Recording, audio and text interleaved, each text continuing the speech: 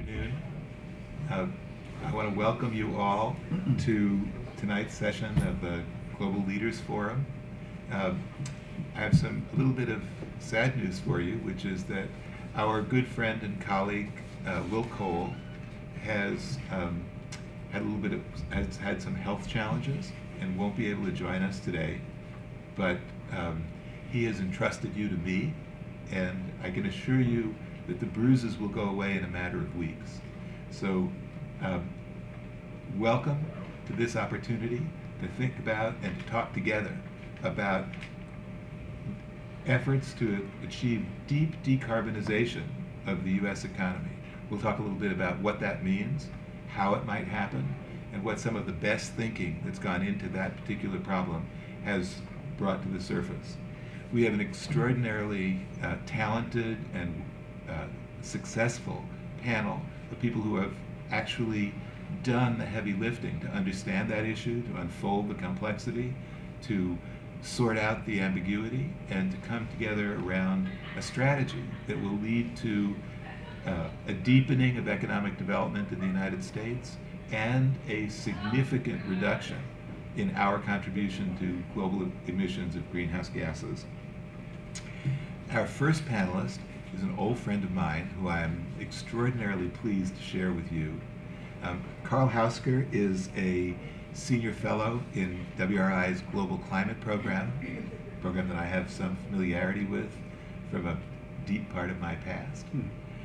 Carl's been a leader in thinking about the linkages between securing economic development, deepening the quality of economic growth in the United States for a little bit more than 30 years. So in fact, he actually understands this subject.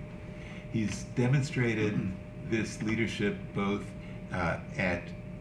through work on Capitol Hill, through leadership in EPA during some of its most dynamic periods, and through his most recent work with WRI.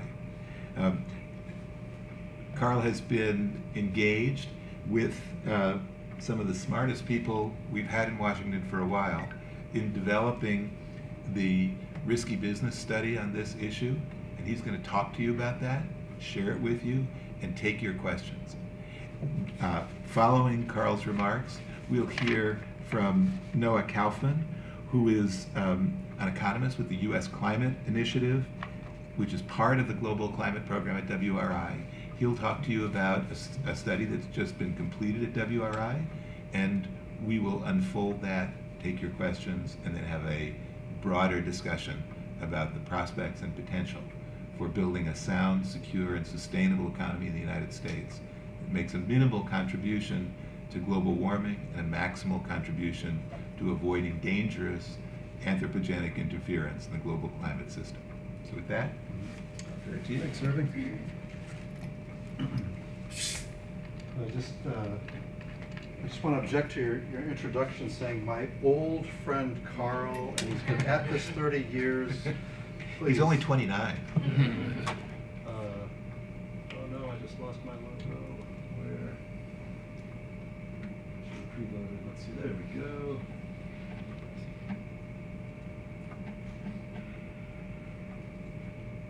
Oops, or in PDF. It looks like you're in PDF, but you can do it full screen, I think. Yeah. We'll skip the Skype.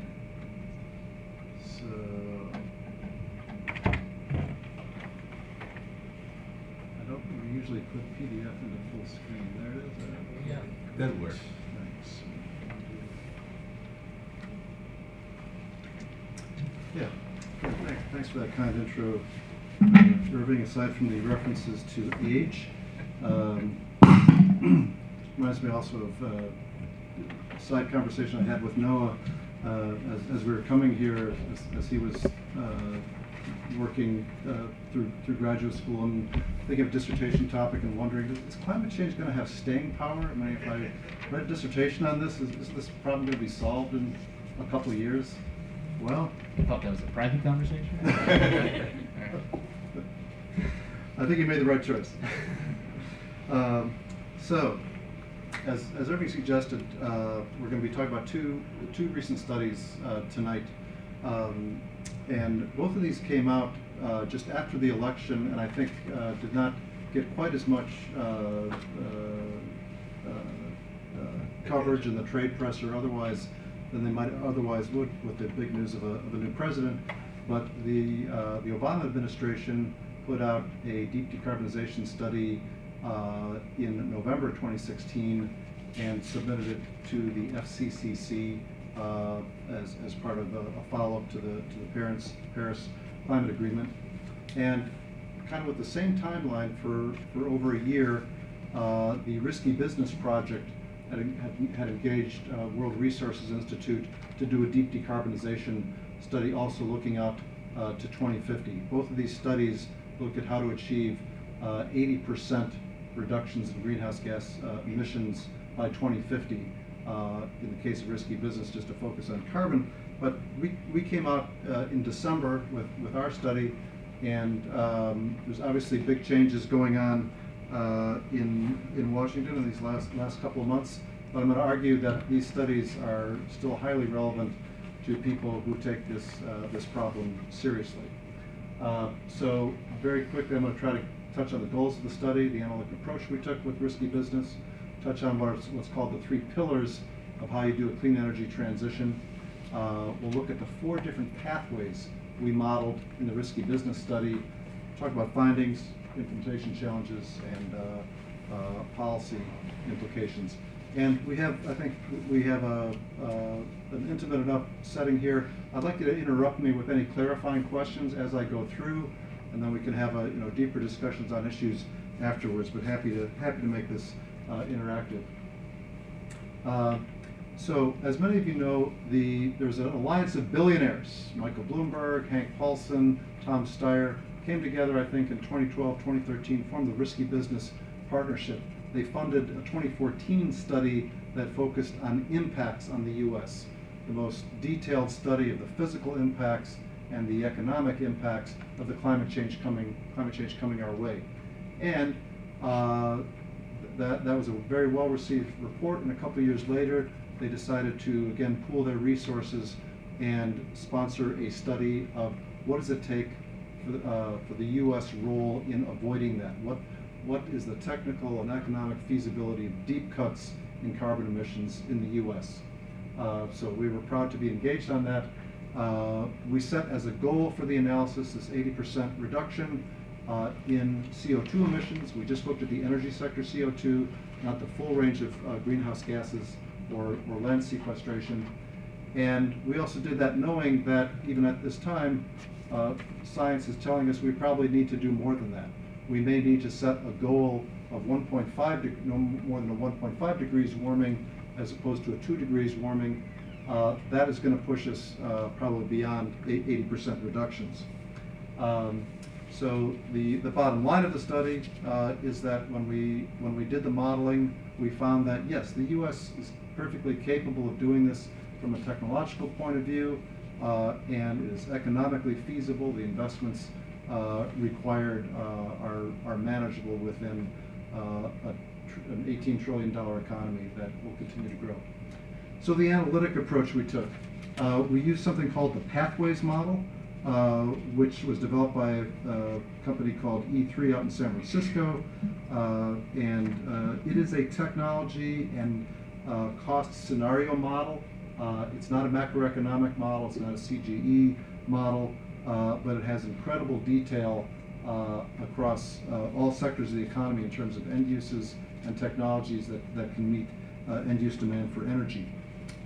We keyed off of the 2015 reference case from EIA's annual energy outlook, and we looked at 4 different ways that we could reduce CO2 emissions by 80%.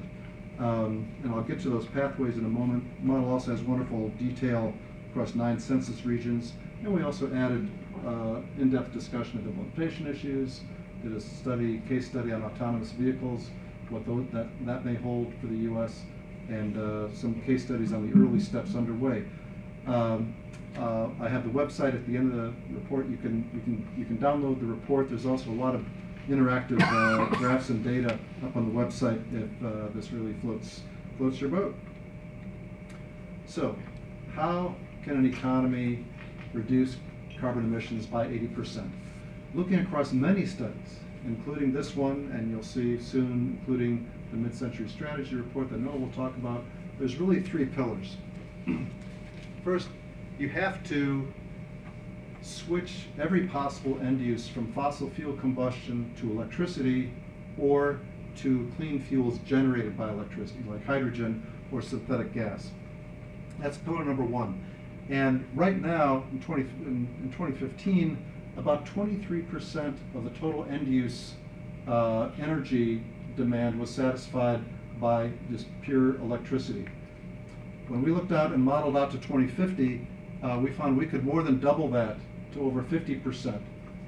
More electricity in transportation, electric vehicles, in space conditioning, hot water heating, more applications in industry, the use of electricity to produce hydrogen and then use that in transportation or industry. So that's a key step, is boosting the role of electricity in the economy. The second pillar is, if you're going to generate a whole lot of electricity to do this, you better have it at low carbon or zero carbon levels. And so decarbonizing electricity is the second pillar. Right now, we use over 500 kilograms of CO2 per megawatt hour in generating power. By switching away from fossil fuels to renewables, nuclear, or using burning fossil fuels but capturing the carbon, sequestering it, our modeling shows that you can take that down to 2 kilograms of CO2 per megawatt hour by 2050. The third pillar, not surprisingly, across the whole economy, you have to be as energy efficient as possible, even as you're doing these other pillars. And there's still a lot of potential now and in the future to improve our energy efficiency. Right now we use about a little over $3 megajoules per dollar of GDP. And our analysis shows that you could reduce that by more than 2/3 down to roughly 1 megajoule per dollar of GDP. So how do we put these three pillars in place? The key message here is that there's not a single path to decarbonization. There's a suite of technologies and different end uses to apply them to.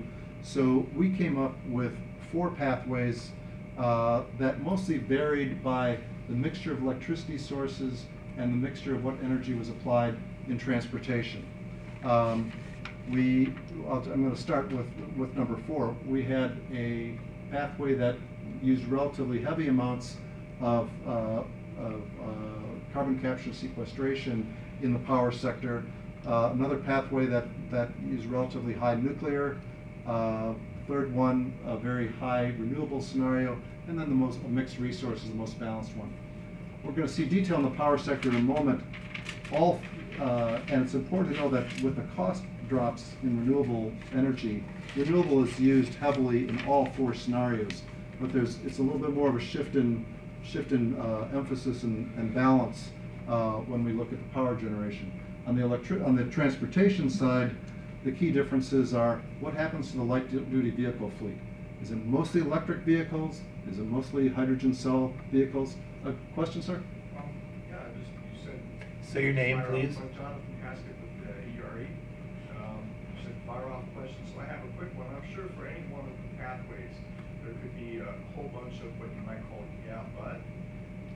but for carbon capture and storage in particular, given that it's not a mature technology, that recent efforts at implementation have had significant cost overruns combined with the failure to actually capture anything like the level of question, and that the Carbon Capture and Storage Institute, which would arguably be giving the most rosiest of scenarios, only estimates somewhere between 17 maybe slightly more percent of actual capture.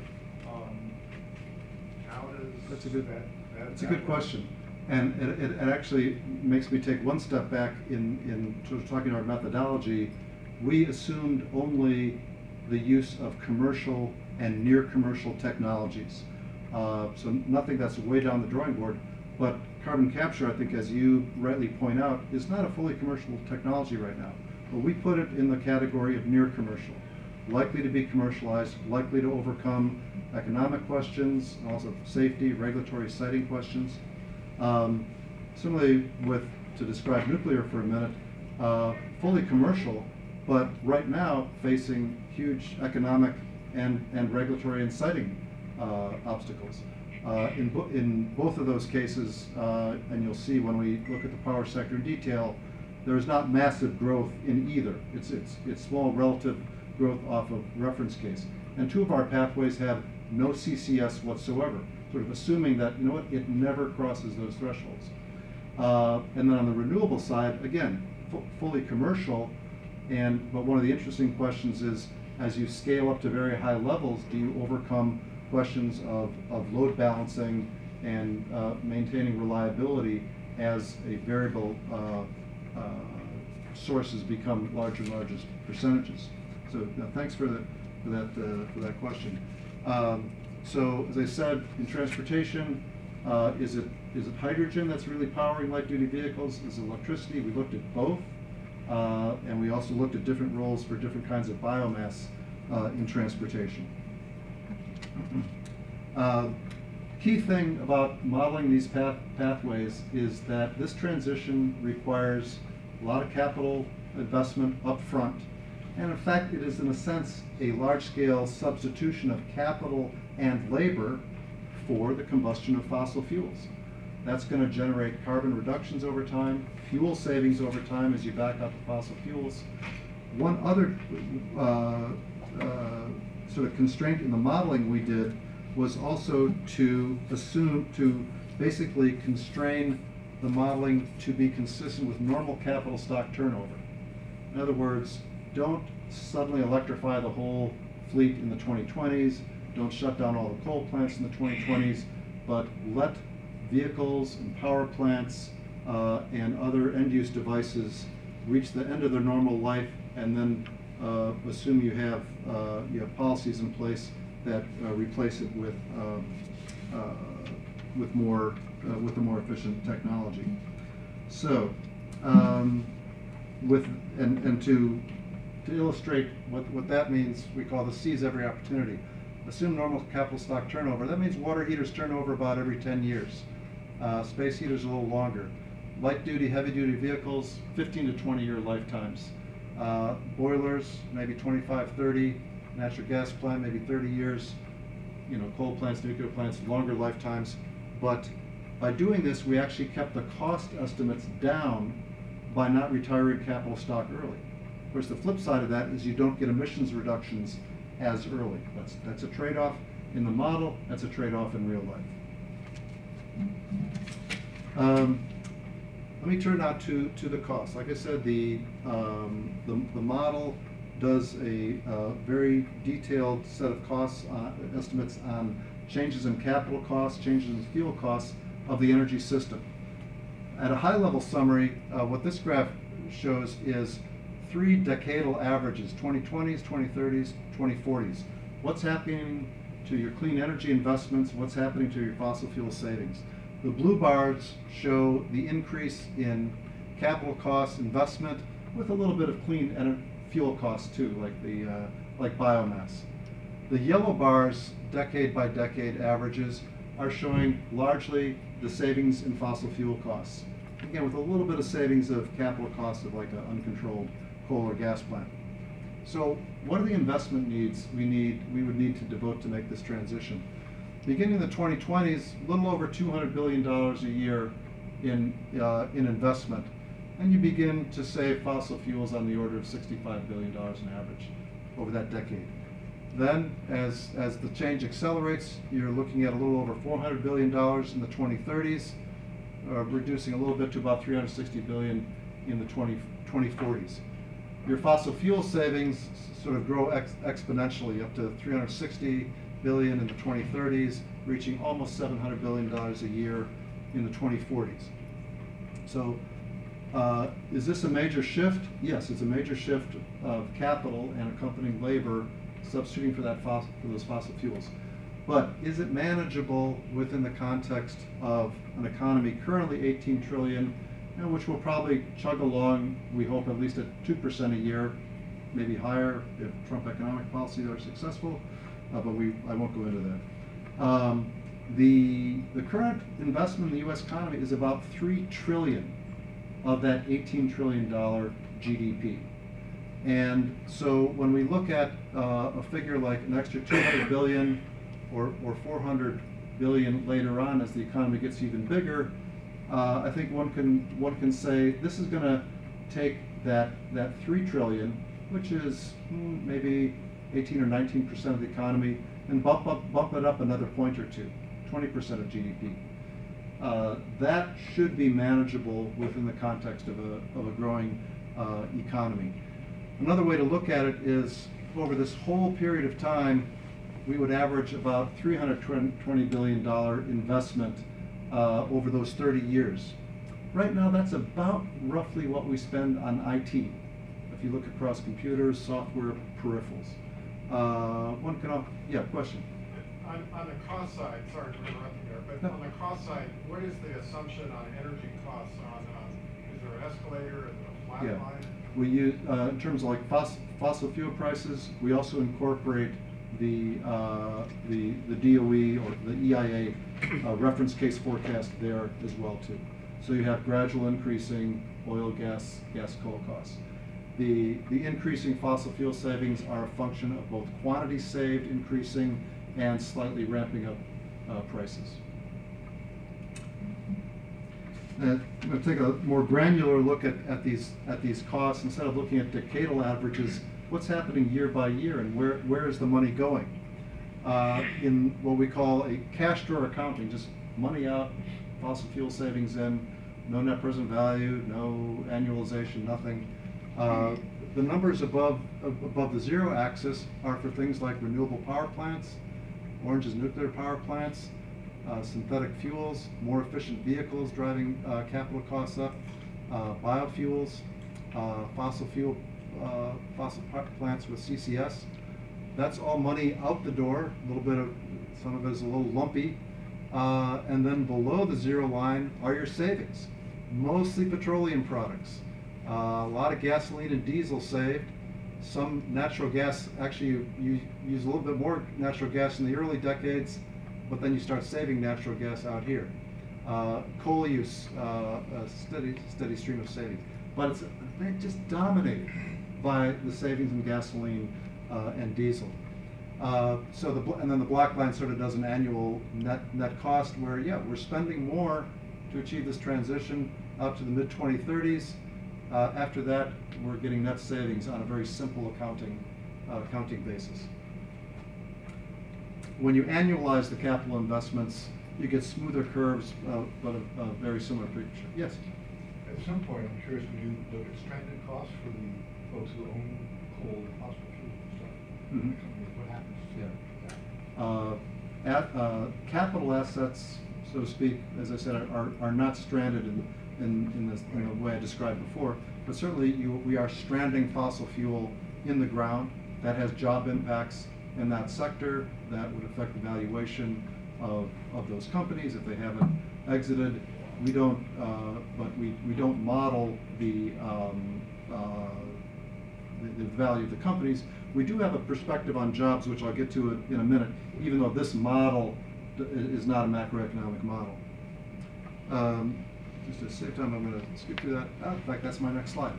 We, although we did not look at GDP and job impacts, in 2015, there's another think tank took the similar pathways output and ran it through the REMI macroeconomic model as changes in investment and spending. And they found, not surprisingly, that there'd be a lot of construction jobs generated by 2030, as high as 800,000 by 2050. But when you're backing out coal, oil, and gas, of course, you're going to see job losses in those sectors, perhaps reaching 270,000 by 2050. The net job impact is going to be positive, maybe over 1 million additional jobs by 2050. But in all these, you can't take 2 or 3 significant digits on any of these projections. We're looking way out, but I think qualitatively this makes sense when you're doing this massive substitution of capital labor for what you used to do with fossil fuels. I think a positive job impact is quite possible. So I'm going to take a real quick, more detailed look at power and transportation. These are the 2050 projections for the reference case and our 4 pathways. And you can see that, first of all, if you're going to electrify the economy, you're going from about 5,000 billion kilowatt hours a year in your reference case to a range of much higher numbers, maybe reaching over 9,000 billion kilowatt hours, depending on how much power you have to generate to electrify the economy and generate hydrogen.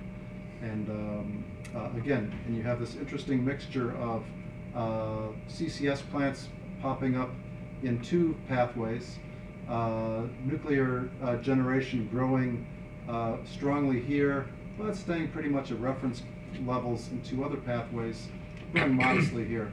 A lot of onshore wind, a lot of offshore wind in the blues, a lot of solar in the red and yellows, and the model being careful to balance load and account for variable output. On the transportation side, again, similar series of bars where we have the reference case here in 2050, dominated completely by liquid fossil fuels and a little bit of ethanol. Oh, typo on ethanol, sorry about that. And what happens? First, the 3rd pillar, we make the transportation system much more efficient. Total use in transportation goes down. And then we play with scenarios, 2 that are very heavy on hydrogen in the dark blue, 3 that have pretty intense electrification of transport, of some transport things. We have a lot of residual fossil fuels down here, mostly aviation, because we haven't found out a way to fly a plane with batteries yet. So again, we explore it. There's no one pathway that takes us there. There are different options that should play out depending on how technology evolves and costs evolve. We looked hard at implementation challenges, and when we look at the pace of new power plant construction to electrify the economy, yeah, we're looking at challenging but probably doable levels of ramping up construction rates 2 to 4 times over historical levels. Not only that, we have to expand, of course, the power grid, transmission distribution system to accommodate that. And I think more than anything else, there are political problems to doing this. There's political problems in siting just about anything these days. An offshore wind farm, you got problems. A nuclear plant, you got problems. A natural gas pipeline, you got problems. So one of my personal messages that from the support is, America, let's get over our NIMBY and our banana syndrome. We got to build some stuff to get to the low carbon economy.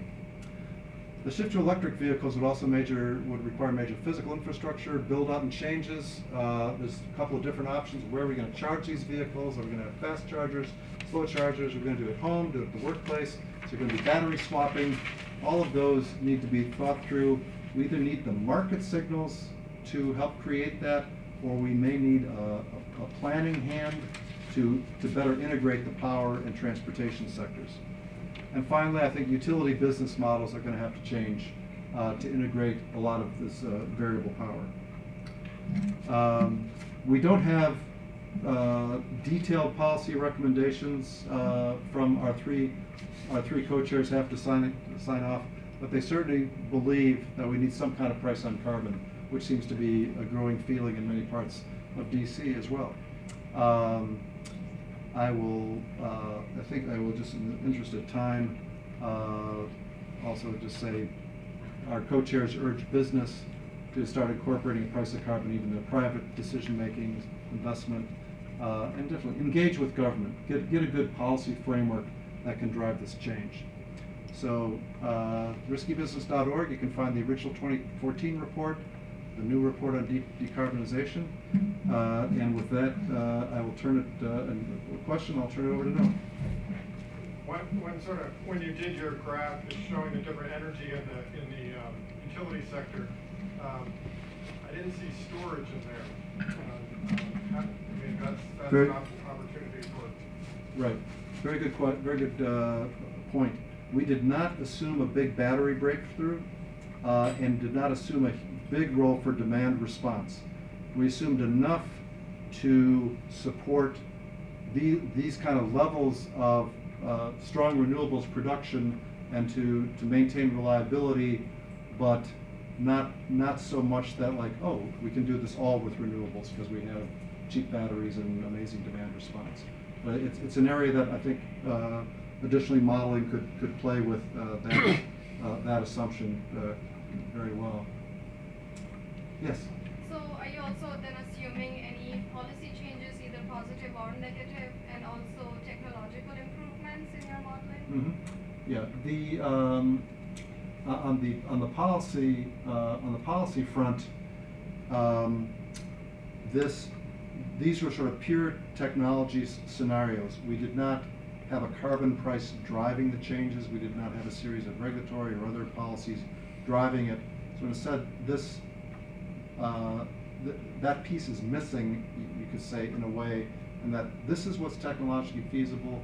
These would be the sort of the pure capital and fuel cost changes, but leaves open the question of what would be the best policy mix that could make this happen.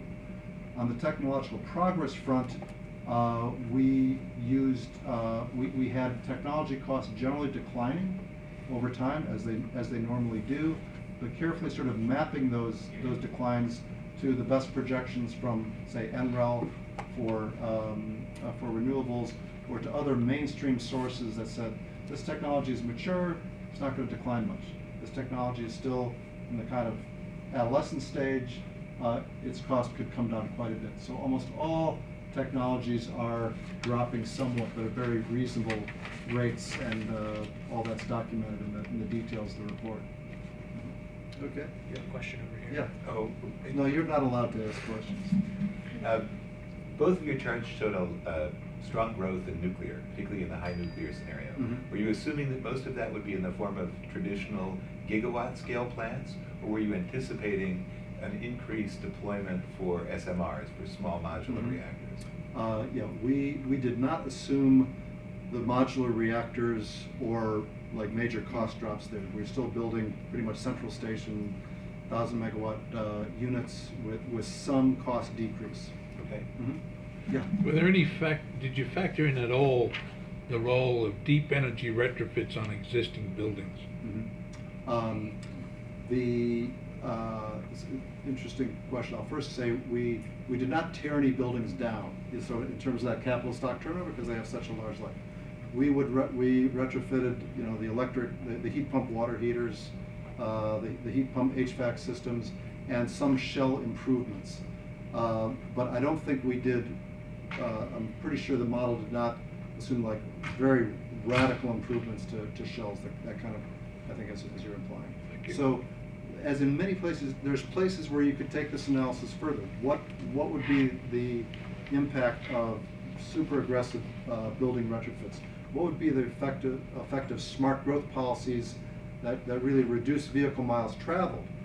We assume that VMT actually stays on kind of the same trajectory of the EIA reference case. So those are almost like just blocks you can shift and create other pathways that might be more attractive. Okay, we're going to shift over now to Noah Kaufman. Noah is a senior economist, WRI, in the U.S. Climate Initiative. He was previously the Deputy Associate Director for Energy and Climate Change in the White House Council on Environmental Quality. And prior to that, he was a senior consultant at one of the most respected economic consulting companies, NERA. And he is a major driving force behind the United States mid-century strategy for decarbonization. So Noah, over to you. Thank you. That is very nice. And I hope we hear more from you on your views on the topic later, too. It's great to have you here as an icon of the World Resources Institute. Thank you all for coming. And thanks, Carl, for organizing this. A as well. fossil of the World Resources Institute. So I'm here to talk about national mid-century strategies. Specifically, I'm going to focus on the United States mid-century strategy for deep decarbonization, which, as Irving mentioned, I worked on last year while at the White House Council on Environmental Quality. So the Paris Agreement in 2015, which if you're here, you're probably familiar with, the most well-known aspects of the agreement were, first of all, the country targets for 2025 and 2030. These are nationally determined contributions. And then number two, the long-term global temperature goals. So we're going to keep temperatures well below 2 degrees above pre-industrial levels. Less well known is the language in the agreement that is sort of the bridge between the short-term country goals and the long-term global goals, and that invites countries to produce mid-century, long-term, low greenhouse gas emissions development strategies. So just as there's an understanding that businesses need to plan for the long-term future and that households need to plan for the long-term, countries need to also if they're planning to decarbonize. So fortunately, there's a growing recognition of this.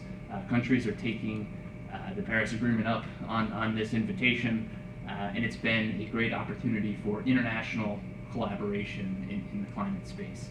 So last year, we worked hand in hand with the Canadians and with the Mexicans, both in developing our mid-century strategies and also releasing them together at the COP in Marrakesh in November. Importantly, other countries like China and India have also committed to working on and producing their mid-century strategies in the next couple of years. So the United States mid-century strategy was kicked off last March. President Obama committed to doing it before the end of his term. This was a all-hands-on-deck interagency effort in the Obama administration. It involved energy sector modeling from the Department of Energy. It involved specific land sector modeling from EPA and from USDA as well. It also involved economy-wide comprehensive modeling that I'll talk a little more about later from our national laboratories using a model called the GCAM model, which some of you may have heard of. So the mid-century strategy is essentially a handful of pathways similar to the report that Carl described that not only achieve the deep decarbonization of the U.S. economy, but do so while meeting the growing demands in our country on the energy system and on our lands, and ensuring a thriving economy for all Americans. So the 7 pathways that we published in the report looked to total reductions in emissions of 80% or more under 2005 levels by 2050. So that's this chart shown on the screen here. You can see the pathway through our 2025 commitment and then on to 2050. This, in our judgment, is roughly where the United States needs to be to fulfill its end of the bargain to achieve the global goals of Paris. So this report was never meant to be political in any way. It's not policy prescriptive for whoever was going to be the next administration. Of course, we do hope that, if not this year, sometime in the future, if not at the national level, at the subnational level, that policymakers take some of our pathways and recommendations to heart. Same as Carl, by the way. If you have any questions, just raise your hand or shout them out if I don't see you. So we received a lot of different press when the report came out in November. Probably the one theme that was consistent across all the different articles is that our report was very long. So I'm not going to have time to give you even really a high-level overview of the whole report today. And honestly, if I did, it would be pretty repetitive to some of what Carl said. So instead, what I thought I would do is go through just 5 of my key takeaways from the United States strategy, answer whatever questions you have, and then hopefully inspire some of you to dig a little deeper into our lengthy report here. So I have 5 takeaways here on the screen. I'll go through them one by one. The first one is that our global emissions trajectory, our current emissions trajectory, is not sufficient to achieve the long-term goals of the Paris Agreement. I think that fact is fairly well known in our community. I'm not sure it's known just the extent to which it's true or how true it is, and long-term strategies are important in showing the level of ambition that's needed. So this is the first of a number of slides or figures I'm going to show you from the report itself. These are, what you see here is global greenhouse gas emissions. If I can get this laser pointer to work, this is historical emissions on the left here. This dotted line is where we were heading. This other dotted line is successful outcome of the Paris Agreement in the short term, so that's if countries successfully achieve their NDC targets through 2030. And then you see this kink and this fast downward path to zero global emissions sometime between 2060 and 2100. So that is what the world needs to do if we're going to achieve the goals of Paris. So as you can see, we've got a lot of work to do, even compared to the progress we've made so far. And frankly, we should do it before 2030, because we don't want to be in this situation where all of a sudden we have to deal with this kink in the curve. For the United States, we estimate that we need to roughly double the pace of emissions reductions that we had planned from now until 2020. Okay, so the second takeaway, everybody, me included, likes to focus on the energy sector, but in developing these long-term strategies, it's really helpful to focus on the economy as a whole and all sources of greenhouse gas emissions. So to help illustrate this point, I'll show you this. So this is U.S. emissions only. Starting on the left, again, these are historical U.S. emissions between 1990 and 2014. And these are 3 different pathways, 3 of our 7 pathways in the mid-century strategy, all of which get to 80% reductions by 2050, but do so in slightly different ways. So a few things you'll notice. First of all, the blue here, that's CO2. That's mostly energy. And that is the bulk of our emissions, and it's the major transformation that's needed. In our report, we talk about very similar themes to what Carl mentioned earlier: energy efficiency, decarbonizing the electricity sector, switching to low-carbon fuels, such as electricity, in other sectors of the economy. But you also have, for one, non-CO2 emissions, which is this pinkish color here. Those are about 20% of our emissions today. That's methane, it's nitrous oxide, that's F-gases like HFCs. If we do nothing, these emissions are going to rise substantially out until 2050 because the drivers of them are going to go up. We actually have to act just to keep them roughly stable, and even then, they become a fairly large portion of our total emissions a few decades from now. Same story is true on the land sector side. So below zero here, you have our land sink. This is soils, forests that are absorbing, sequestering carbon dioxide. Just to keep the land sink at roughly the level that we are today because of aging forests and other factors, we need quite a bit of action. The other thing you'll notice on the land sector side of things is the pretty vast uncertainty here. Part of that is it's very difficult to measure how big the land sink is. There's quite a bit of variance on how much action we're going to take because, frankly, it's sort of more difficult to potentially put policies in place. And then third, you have these hatched green areas here. So that's not the land sink. That is negative emissions technologies, which we've modeled as biomass combined with carbon capture and storage, which, when put together, produce a negative emissions opportunities, or I should say, when put together in an effective low-carbon way. So Some of you might be familiar with BECCS. A lot of these, so BECCS is sort of short for biomass and carbon capture storage. We have some scenarios that use it to a somewhat large extent, some scenarios that use it a little bit, and then some scenarios that don't rely on it at all.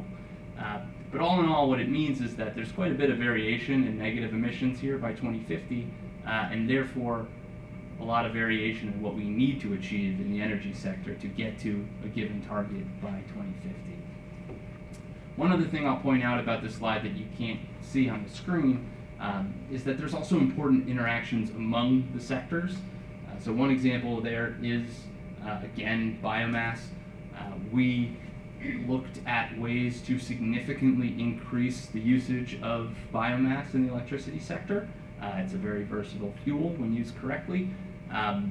However, it has to be done in ways that, first of all, are actually low carbon from a carbon accounting standpoint, and number two, in ways that don't disrupt the growing need for fuel. So we don't want to be diverting cropland that could be used for did I say fuel? Food is what I meant, sorry. You don't want to use cropland that's going to be used for food, because that would disrupt the food supply. So for all these reasons, it's important to look at the economy as a whole, and it's important to do analyses of these different sectors and ideally an integrated analysis if you can. Okay, so, whoops.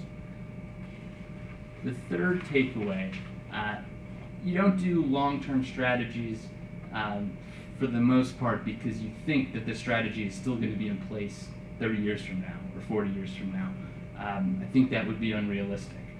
Really, the reason you do them is because there are fundamental differences between what you will do in the short term if you have a long-term perspective, if you're going towards a 2050 target, versus what you'll do in the short term if you have a 2025 target, let's say. So I could give you examples in any different sector, but I'll just give you two quick ones. First of all, if you look at light-duty vehicles, so this is just sort of cars and light trucks, what this shows is how 2005 we're getting basically all of our distance traveled. So this is the distance traveled by light-duty vehicles. 2005 and today we're basically getting all of them from gasoline and diesel. I'm showing two pathways here in 2050 with very different penetration of electric vehicles, but in both cases you have quite a bit of electric or hydrogen vehicles entering the market, right? Somewhere between 25 and 60% of distance travel. So to achieve our 2025 target, we don't really have to make much progress on electric vehicles. And in fact, we're not going to get that much in terms of emissions reductions if we do, because we haven't decarbonized the electricity system yet. But if we're going to get here by 2050, you really need to start today because of the, as Carl mentioned, the slow stock turnover of vehicles and the long-lived investment in the sector. Second example I'll give is the electricity sector. So these are electricity capacity additions in terms of gigawatts per year. On the left is historical, and then on the right is what we call our benchmark scenario to 2050. These are all per year averages. These are each year. Might be hard to read from back there, but the important points are this blob of brown that you see here in the past. That's all the natural gas that we put in recent years. Going forward, if we were looking, say, out to 2025 again, you could make quite a bit of progress and potentially even get to our 2025 target just by continuing to build natural gas and having that gas replace coal, which produces, which is more carbon intensive. But what this shows is if you're looking out to 2050, what you do in the next couple decades is build a very small amount of gas on the bottom here and a lot of wind and solar.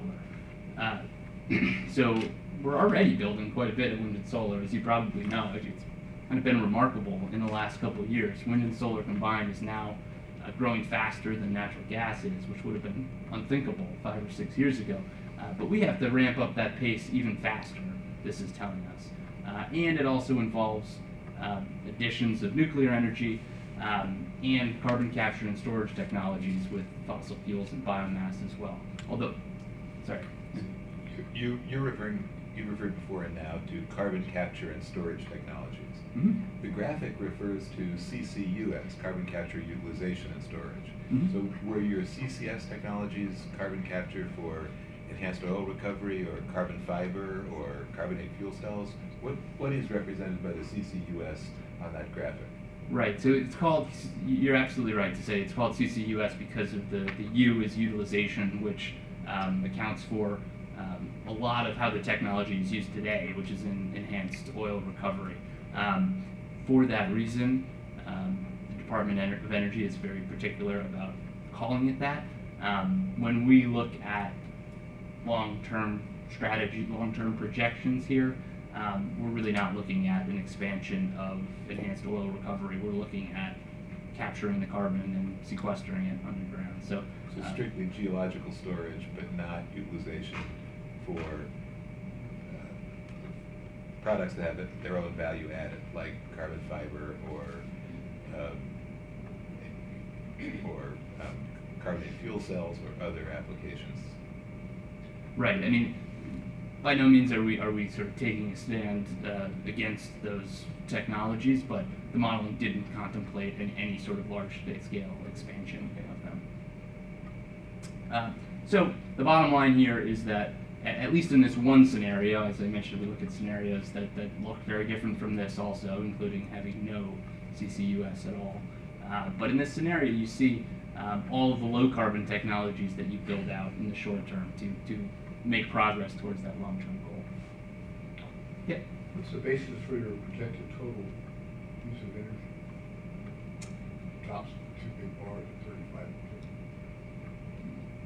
So you mean the total demand for energy that underlies this? Yeah, so this is capacity, so this is megawatts per year, but it's all to, as you rightly point out, to satisfy a projection of total energy use that will come from the model we use that is derived from Department of Energy projections. So in most of our scenarios, it's more or less a sort of baseline where we think the world is going forecast, with the exception of it accounts for the fact that we have climate policy, so people are going to respond to, say, a carbon price in some ways in terms of their demand.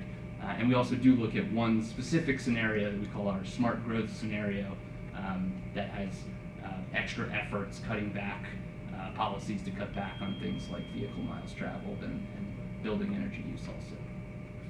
So in 30 years with looking at this, there's no behavioral implications of how all of society behaves affect energy use.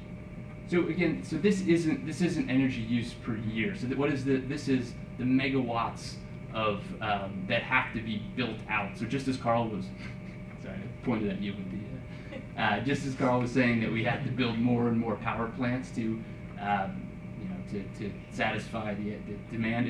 It doesn't mean that energy use is going up this much. Really what you're seeing here is to build wind and solar, particularly at their capacity factors, which are a lot lower than fossil fuel plants today, you end up having to build a lot of power plants or capacity just to satisfy a gradually increasing probably demand.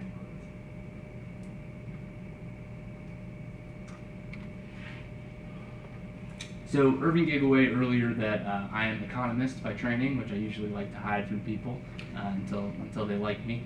But as an economist, I'm sort of professionally obligated to make this next point, which is sort of about the economic outcomes of the pathway.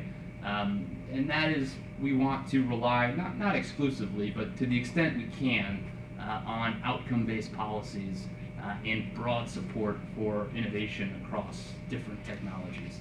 So by outcome-based policies, I mean a price on carbon or similar that does not dictate that we need this certain technology by a certain time, but rather letting technologies advance and emerge where and when they are most appropriate.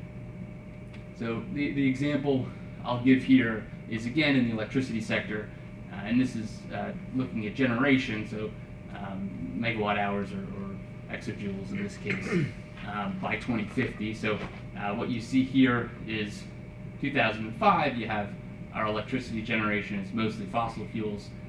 You probably can't read the key again, and I apologize for that. But in 2050, what you see is, first of all, 4 different scenarios that look a little different, but are similar in the extent that, number one, you have a much bigger electricity system in 2050, largely because we're electrifying a lot of different a lot of different end uses in other sectors. You have virtually all carbon-free sources, except for a little bit of gas in all of these cases.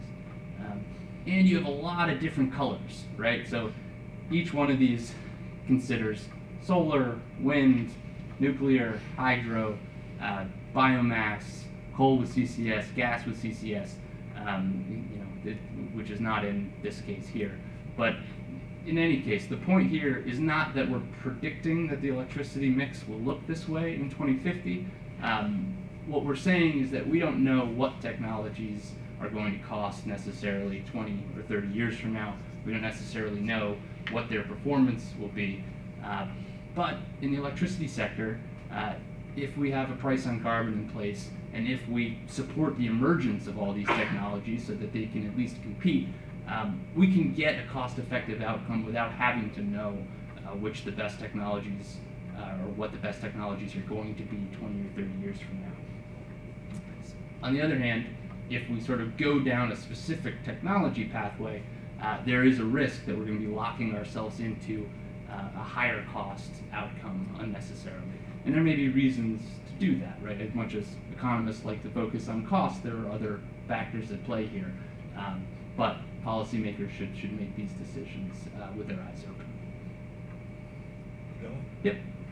In these scenarios, particularly the no CCUS scenario and the low biomass scenario, where you have high penetrations of solar and wind, what are you using for load following capacity? Because you said you were balancing the investments in these intermittent renewables with something. Right, so it's a good question. I mean, it's a mixture of a lot of things there. So number one, there is storage coming into the model in later years, so some of the intermittent technology can be used as closer to base load. In all of these cases, there is either nuclear or CCS and some gas to sort of support. You're looking at me like I'm answering the wrong question. No, just, are you saying you're using the nuclear as load following? Oh, you mean in terms of ramping up and down to meet the intermittency gaps? Honestly, I'm actually not sure the answer to that question. In some places in the world, in France, for example, they do a lot of that with nuclear. And in the United States, regulations prevent doing much of that. And I can't remember if we... You have some small, you have a little bit of gas Yes. without CCS, which could be your combustion turbines and load following. And gas with CCS also has some limited load following capabilities. Yeah, and to some extent there's the recognition of a more flexible grid in the future, although I think I would agree with Carl's characterization that I don't think the models have caught up to what sort of the experts see as the technological potential of a fully flexible grid 20 or 30 years from now.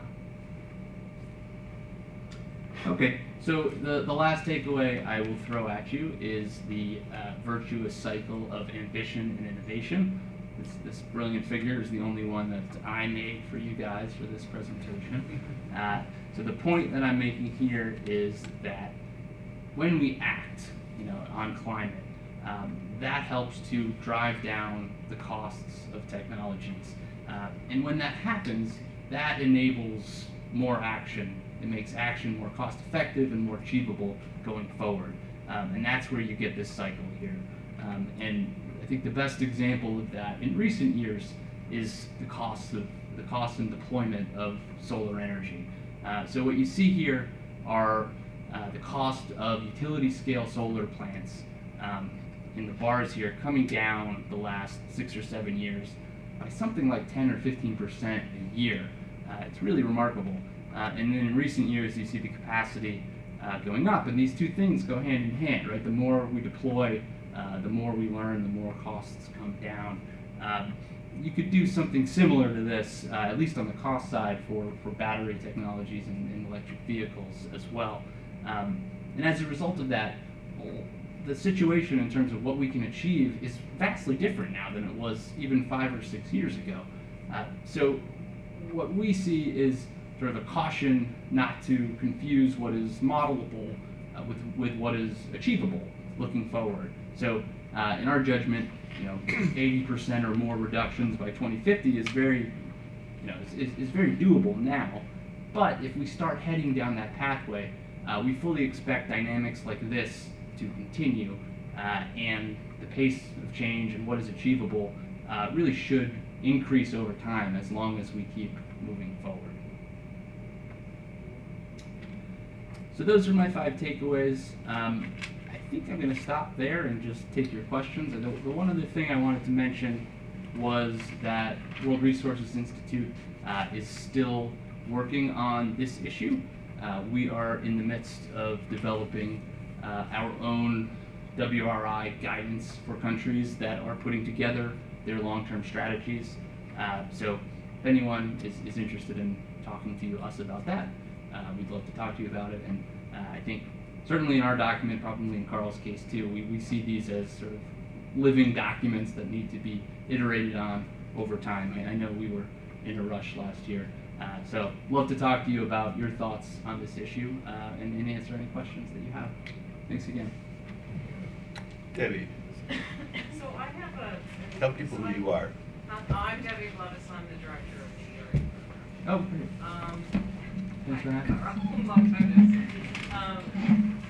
So one of the questions that's really responding to your last point, Noah, is this issue of the market working well in I would argue in some areas, but not so well in others. And on the demand side, that's a good example of the market not working so well. So the demand didn't just ramp up and the price of LEDs came down as a result. There had to be some active policy intervention, which is not the same parallel when you look on the policy on the power generation side. So the question I have is, that's one of the big changes over the last 20 years or so, is this plethora of technology that looks like it could dramatically change the end use, but it's kind of stuck. And how you see that play when you're not, it doesn't operate. Sorry, it doesn't operate in a market the same way that you noted on the power generation side. It's a good point, and maybe I gave the wrong impression too, because I think the same is true for solar energy also. This isn't just the market reacting. This is a concerted effort of the United States government and governments of China and Germany and other places to bring down the costs of solar as well. So I didn't mean to give that impression, and I didn't go through any of the details of the report, but if you look into our policy recommendations, it's very much not just put in place a carbon price and let the market work. There's a strong emphasis on RD and D in all of its aspects, and that includes supporting basic research at national laboratories and grants to private institutions as well, all the way out to demonstration and deployment where market forces aren't ready to work. So I guess I just totally agree with you on that point. Other questions?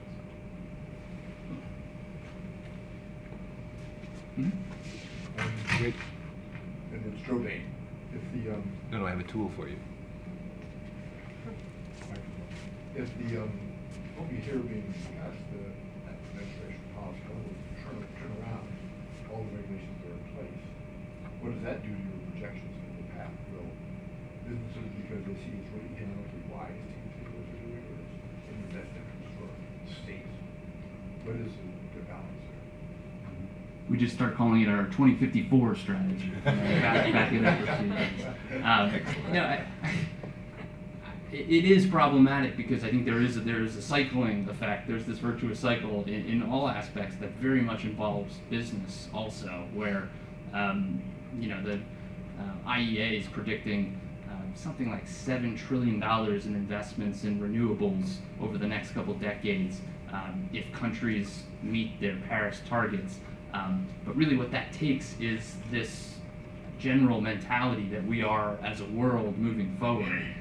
And I think there's such a compelling argument to be made that if we are transitioning to a low-carbon world, we as a country and you as businesses really need to get on top of this, otherwise you'll be left behind. So I do think it's very damaging if we start moving in the other direction, because then that cycle stops or starts going the other way. I mean, there's also a good literature out there on what happens if we just realize later on that we need to decarbonize, and really what you see is sort of an exponential increase in the cost the more rapidly you have to do it. Can I just build on Yes. that with just a quick comment, which is I tend to be an optimist by nature, and yes, we're in for some rough years of regulations being wiped off the books, and God knows what else. But I think there are going to be some other countervailing forces that keep us on some kind of lower trajectory than we would have been 5 or 10 years ago. You have, in talks with electric utility executives, I find they're not going to do a 180 turn and start building coal plants again. They know it's not in their long-term interest, and they know the market forces would not lead them there anyway. You have multinational corporations that have to operate in many countries that are still going to move ahead. I don't think they're going to do sort of some massive turnaround. And you have state and local governments that also want to stay on track, including red states that have discovered the benefits of wind and solar and don't want to destroy those industries. So yes, we're in for some rough, for a rough couple of years on the climate front, but I think there's also forces to keep momentum toward this kind of long-term goal. Over here. Yeah. Tell us who you are. Yeah, I'm Terry Hill. I'm with the Passive House Institute. I think it's on. Okay. Terry Hill with the Passive House Institute and the Emerge Alliance. Passive House, very energy efficient buildings. Emerge Alliance, coming back to direct current. When you put two of those together, you get a pretty energy efficient little unit. And if you tie the city block together with similar buildings on it with a direct current microgrid, you've got the basis for redesigning the utility grid. In my estimation, you're really dramatically reducing the load on the grid. Now, you just made a point about markets, and there are 2 billion people without electricity. And that's 3 or 4 times the size of this country, right? And one of the ways they're going to get it is with low voltage direct current microgrids. And we need low voltage direct current appliances to go into those markets. And we could drive that market if we really focused on the problems here. I want to put one other thing in. The Republicans, from my point of view, have a real concern about the vulnerability of the grid. And if you factored that into all of these reports, which I don't see being factored in, the role of microgrids and distributed generation, the proliferation of microgrids, mitigating the problems with the big grid, both from solar flares, etc. All of this could work together, but nobody's looking at a clean slate approach. Maybe you could comment on the use of distributed energy in each of the studies, as opposed to large-scale grid-connected solar and wind. Yeah, I would say in the risky business study, we do have distributed energy in the form of projections of solar. The study did not look at a real a redesign of the grid to emphasize microgrids. I think it's a very interesting point, particularly very interesting option for emerging economies. I think much more difficult probably to implement in a fully industrialized economy. But I'm not an expert in that area by any means. Noah, do you want to say something about the mid-century study distributed energy? Well, we certainly had quite a bit of distributed solar energy coming in, probably not as much as utility scale solar, just for cost reasons. But I would say that we were a bit spoiled in having the Department of Energy there to sort of guide our modeling. You were strengthened. Strengthened and spoiled. They are certainly, looking for not just a cost-effective grid, but a resilient grid, and one that is not vulnerable to threats. Also, I would encourage everybody to read, if you have a month to spare, the quadrennial energy review, which came out in January. That is just hundreds of pages on the electricity sector. That analysis sort of fed into our report as well. I have a question for both of you. Both of these studies highlight the potential positive role of electrifying the light-duty vehicle sector. And there's some attention, it seems, in both reports to having part of that rely on hydrogen. I wondered if either of study looked at the materials requirements, particularly rare earths and other critical materials that would be required to support that level of electrification in the vehicle sector, along with the materials requirements associated with the introduction of a hydrogen distribution and transmission system. For risky business, I know we did not look in any detail on that. My general, and I'm not an expert in that area either on the rare earth metals, but my general impression is that the concern about that sort of peaked a couple of years ago and has gone down somewhat. But whether we're out of the woods yet or don't need to worry about it, I can't venture an opinion. And my confession is that, so we mentioned electric and hydrogen vehicles in the transportation sector. It's actually virtually all electric vehicles. We sort of, whenever possible, sort of painstakingly want to be technology neutral, and that's why we have that in there. But there's very little in terms of detailed modeling of hydrogen, certainly less than in Carl's study. Okay. Other questions from the floor?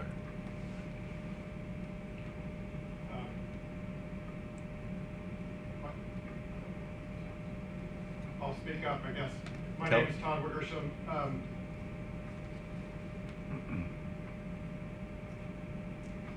Name's Todd Wickersham, and Beneficial Results is the company.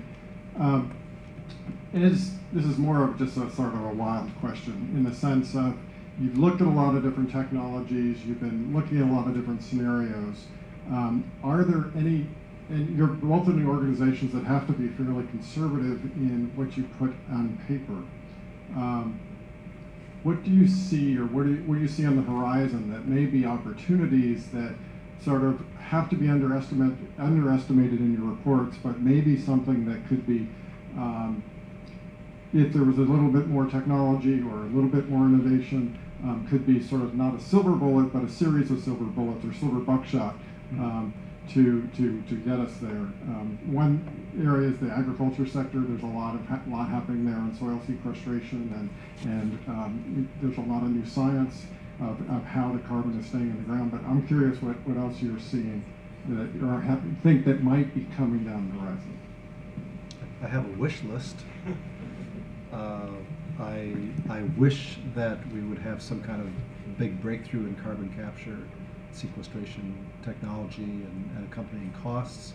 I particularly think that not just so much for the U.S. but worldwide, we're still sitting on just these huge, cheap chunks of fossil fuels, and somebody will probably want to burn them, regardless of what the U.S. does. So I would love to see cost breakthroughs there.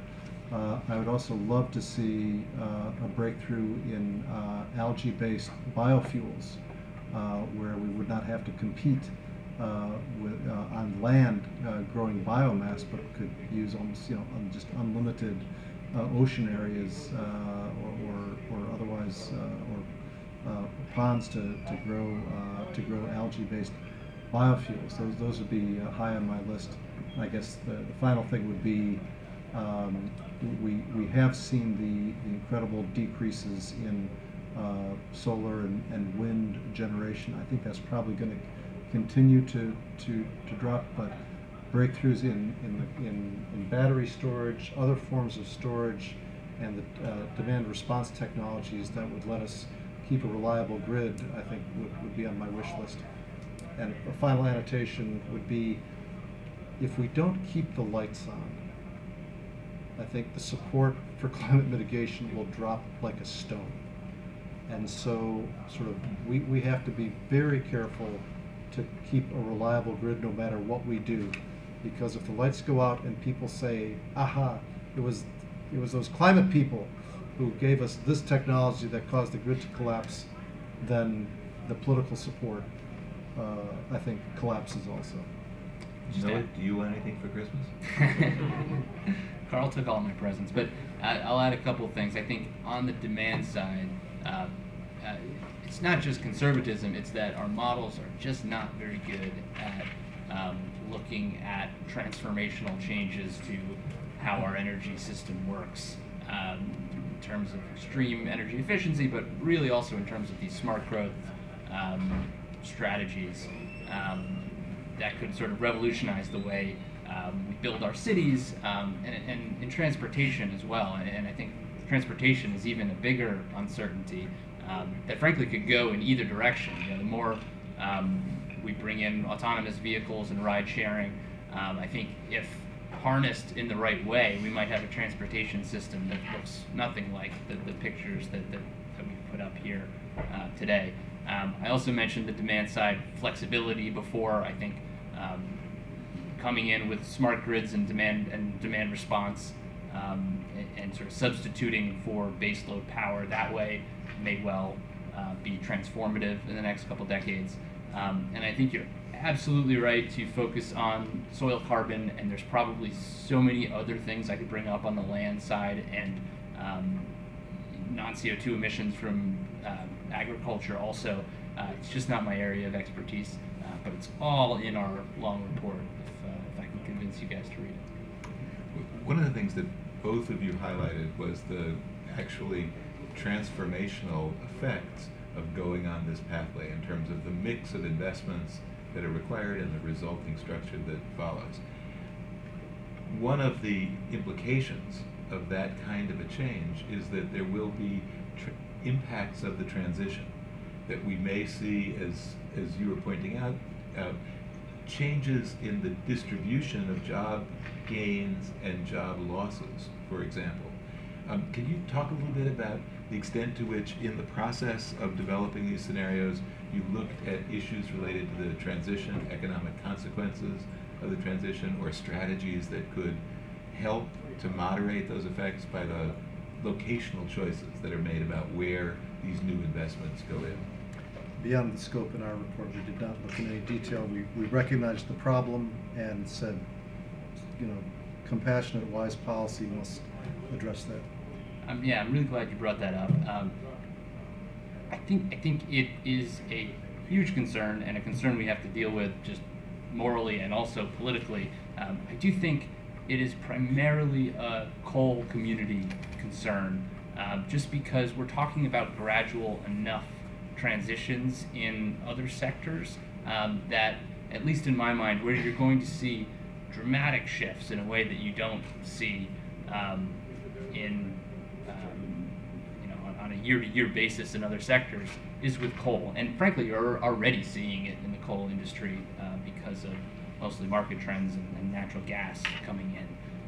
But we've actually done, we call for policies that ensure a just transition. In this report at WRI, we've done other work specifically looking at carbon pricing and talking about how really, if we do have any revenue coming from a carbon pricing policy, just a small sliver of it could go such a long way in terms of investments and economic development in coal communities that are sorely needed. Because I think the other factor here is that even though coal still supplies maybe a quarter of our electricity, employment in the coal industry is just 50 or 60,000 people these days. This is a small portion of our economy, and therefore the silver lining of that is that ensuring a just transition for these communities is very doable. Other questions? If you can't think of any other questions, we'll have to have wine. But Ed Strobane, last question. Are there any major differences between your two studies and models and the Deep Decarbonization Policy project that D3 has put out for the U.S. policy pathway? Yeah. As I noted at the beginning, the Risky Business Report. The Risky Business Report used the pathways model.